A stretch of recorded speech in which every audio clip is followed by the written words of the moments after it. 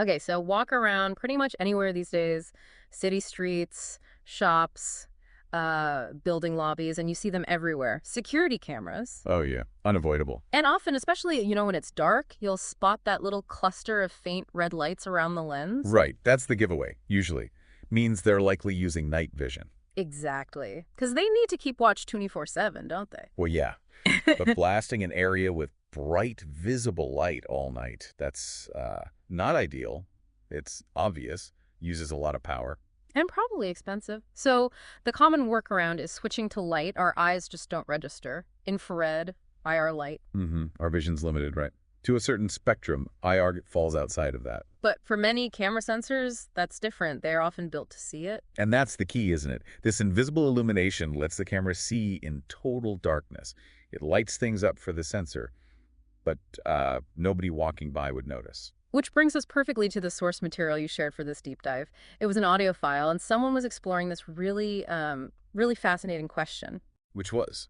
Well, if these cameras need that invisible IR light to see at night, could you maybe use that against them? Could you actually somehow become invisible to them? Ah, okay. So that's our mission for this deep dive then, to unpack that audio source, figure out the tech they were demonstrating. Yeah, and understand why the method they showed seems to work based on, the principles they explain. Okay.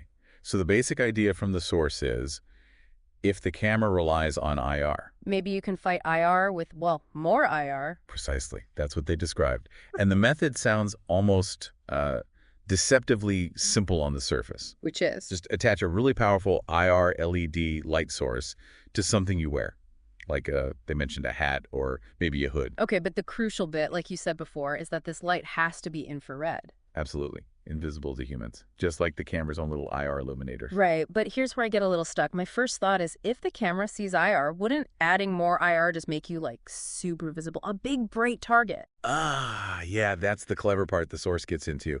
It's not really about being less lit up. It's about overwhelming the camera sensor. Overwhelming it? How? Think about, shining a super, super bright flashlight directly into a regular camera lens at night. What do you see? You don't see the person holding it. You just see this blinding white glare. Exactly. Because that intense light is just maxing out the sensor's ability to see anything else in that spot. Okay.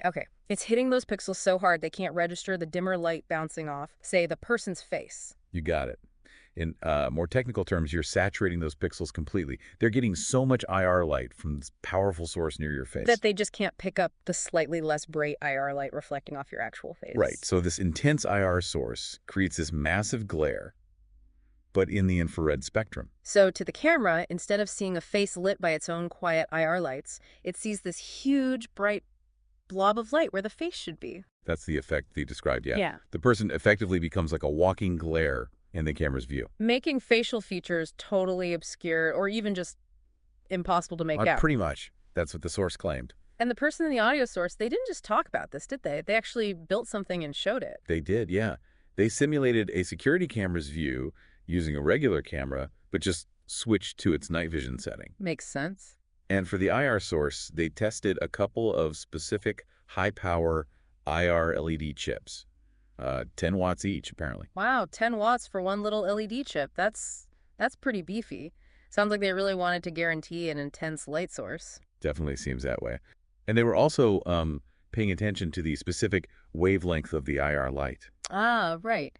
Because not all IR is the same. Exactly. They tested two different ones, 840 nanometers and 950 nanometers. Why the two different types? Does it matter?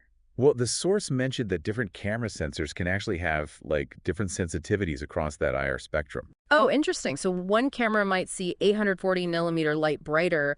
Another might be more sensitive to 950 millimeter. Something like that. So by testing both, they could see which one packed more punch against their specific test camera. And did they find a difference? Yeah. They noted that for their camera, the 840 nanometer LED actually appeared noticeably brighter on the screen than the 950 nanometer one did. So it really highlights that the specific camera hardware does play a role in how well this might work. For sure. Okay, so they had the setup, the camera acting like a security cam, and this powerful wavelength-tested IR source. What happened next? Right, so then they showed the effect. First, the view through the night vision camera, you could see their face, clearly enough, a standard night vision view. Uh-huh.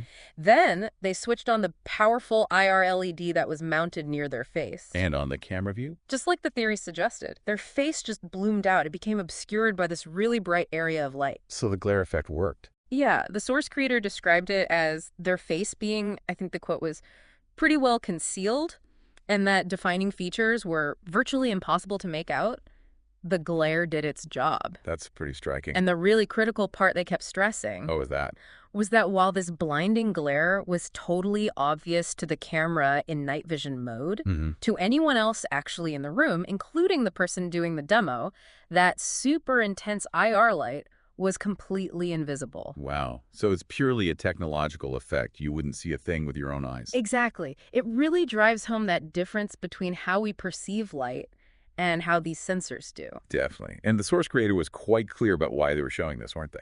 Oh yeah, very clear. They explicitly said it was for scientific demonstration purposes only. Yeah. That they really emphasized this is not something intended for, illegal activity. Right. It was presented purely as an exploration of a technical concept, a kind of inherent vulnerability in how these IR night vision systems work.